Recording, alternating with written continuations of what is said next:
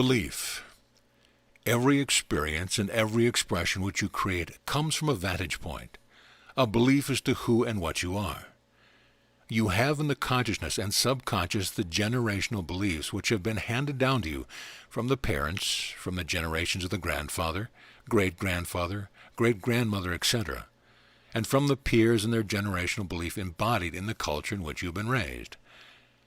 Your belief is based upon what is given to you subliminally many, many times by the generations, by the parents and by the peers to what the common belief is about what life has to be. If your family is one that believes that life has to be a struggle, that everything that comes to you has to be a challenge, then from the time you are very small, even before that in truth, as you are in the mother's womb, there is a receptivity of energy, a receptivity which may interrupt that life is hard, it is a struggle. Or the perception can be that life is joyful, and if the mother is looking forward to having this new one born, and there is a great anticipation, welcoming of the new one is going to know and will feel that joy even in the womb before it is out in the arms. After it is living, its own individuality is a small one. At first it very much picks up on the energy levels of the parents. It is very much aware of what is going on through energy vibration patterns. This goes with you throughout the lifetime as a subliminal belief, so that you have a preconceived tendency to look at life in a certain way. Later on, when you begin to understand words, your parents may say to you, it's a jungle out there. You have to be really, really strong. You have to get there first before the other ones get there. Do unto others first before they get you, or vice versa. It is really a joyful place to live. I have many friends. You have many friends. Nature is beautiful. It is wonderful to be out in the field, to run freely, to feel the sunshine upon the head, the shoulders, the body. It is wonderful to breathe the fresh air. Life is good. And so the small one grows taller with beliefs which have been given to him or her early on, and then the beliefs are reinforced as the subliminal belief attracts evidence that the perception is true. And so ones often will have the challenges in life because they are looking for them, expecting them, because the parents have said, it's going to be tough, you have to be tough. Or the parents will say, you are going to find many friends, you are a most special being. I prayed before you came, and you came to me to be a companion on the journey of life.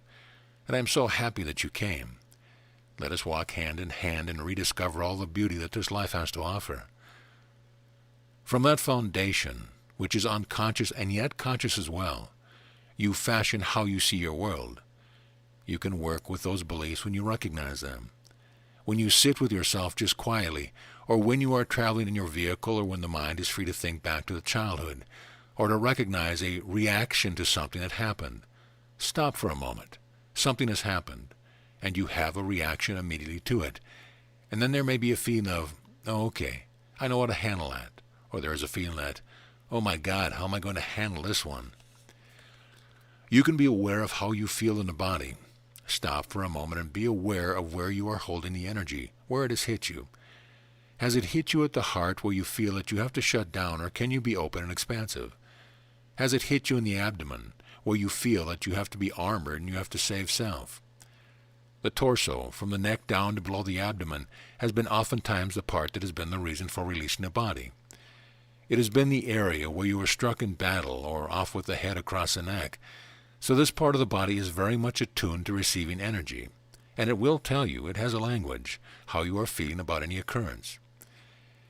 Be aware when anything happens, any event, any discord you have with someone, how you feel about it, where you feel about it, and sit for just a moment in the deep breath, the easy breath, and examine. What is this telling me about my belief? What do I believe? What am I feeling in the abdomen? What am I feeling anywhere in the body? What energy pattern am I receiving? Identify the belief. Oftentimes it will be a belief that says that there is something that could be threatening, because habitually, as you have gone through this reality many, many lifetimes, you have reinforced a belief that the body which you have fashioned could be harmed in some way.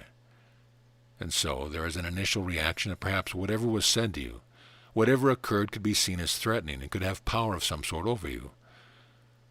So you sit with that instantaneous feeling and you ask, what belief am I holding?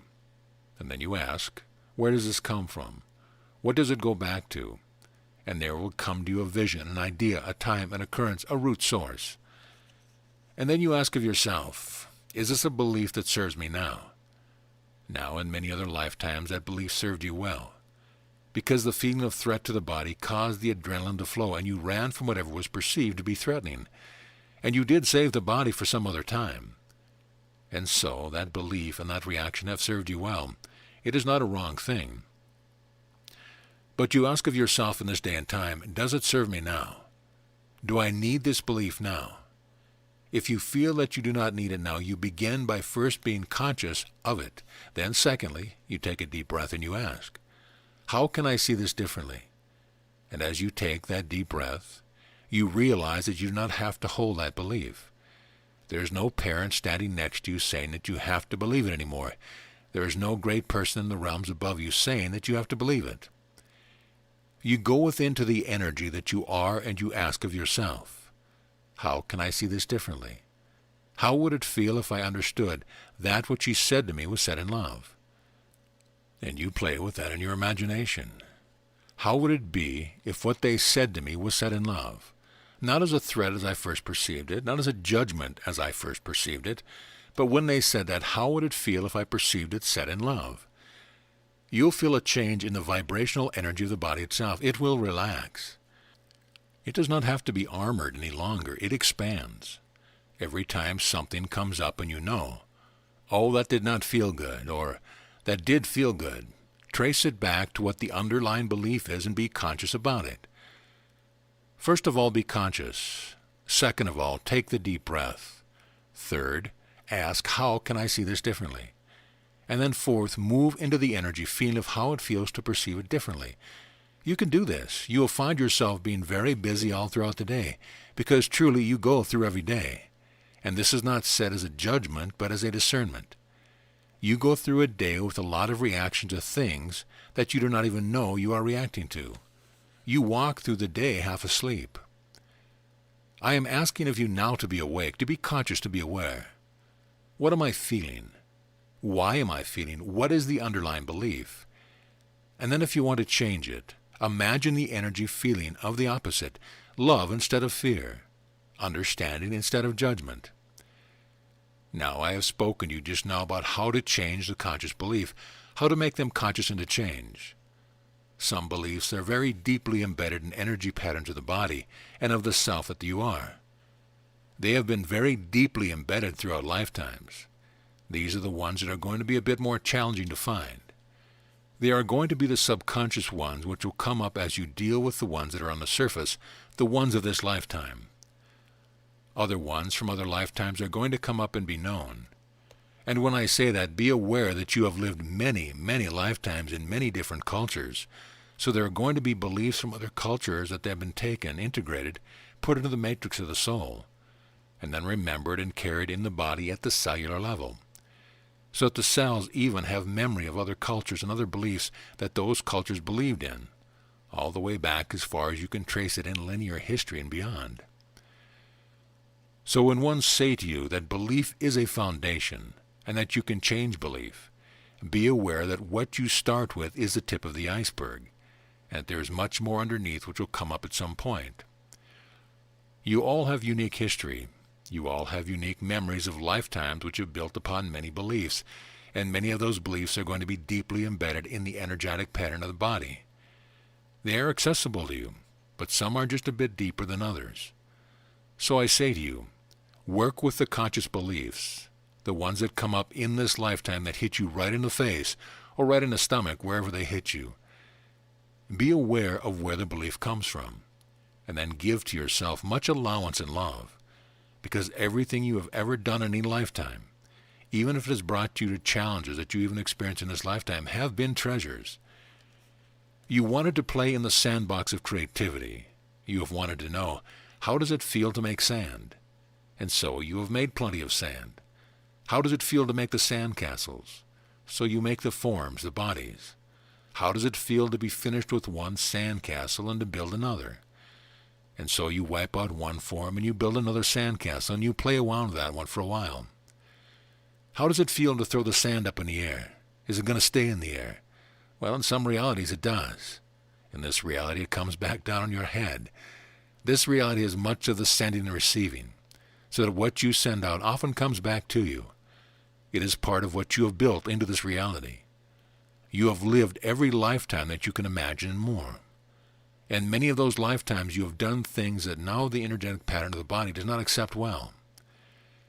For example, many of the ones who find themselves in this lifetime perceiving the need to avoid the alcoholic substances have come to that place most innocently by the ritual of the religious philosophical teaching, different threads, different religions as you know them, where the wine was thought to be sacred, and it was imbibed because of the sacredness of it. You were taking something sacred within the body and being one with the energy of that sacred liquid. And those were lifetimes where you were happy. Those were lifetimes where you felt fulfilled. You felt that you were doing something sacred. Then another lifetime comes along, and you have chosen a different scenario, and you find that you do not feel fulfilled. You want to know fulfillment. You want to know wholeness. And so that there's a little part of you that remembers a lifetime where you were in the religious philosophical order, and what was sacred was the wine, and so you say, okay, I will go to the wine. It will make me feel whole. Perhaps this lifetime the energetic pattern of the body is different, and the wine has a different effect. It is not a sin, it is not wrong, it is a memory, and it goes back to a very good memory. But it may not apply to what you have formed in this lifetime. Therefore, you try it out, and if it resonates well with you, that is good. If it does not, you say, okay, that's from another lifetime. It served me in another lifetime, but maybe not this lifetime. Likewise, there is a belief now that the inhalation of smoke is going to bring about a congestion of the lungs, and that eventually you will release the body because it does not feel energetic any longer. The smoking of the peace pipe was seen as a sacred ritual. There are many of the cultures that yet believe in sharing of the smoke is symbolic of the spirit rising up to heaven. It was done at first as symbolic catalyst for remembrance. Then ones come through other generational teachings and other lifetimes where the energetic pattern of the body is different. And there is a collective belief that perhaps the smoke cannot be sacred, but can be congestive agent. Again, it is based on a belief. So when you are working with beliefs, allow yourself much love. Know that truly everything that may not work for you in this lifetime has worked for you in other lifetimes and has been seen as a sacred avenue to the remembrance of the spirit that you are, the energy that you are, the divine isness that you are. But it may not be appropriate for this lifetime, or it may be. Have much mercy for yourself, please, and for others as well.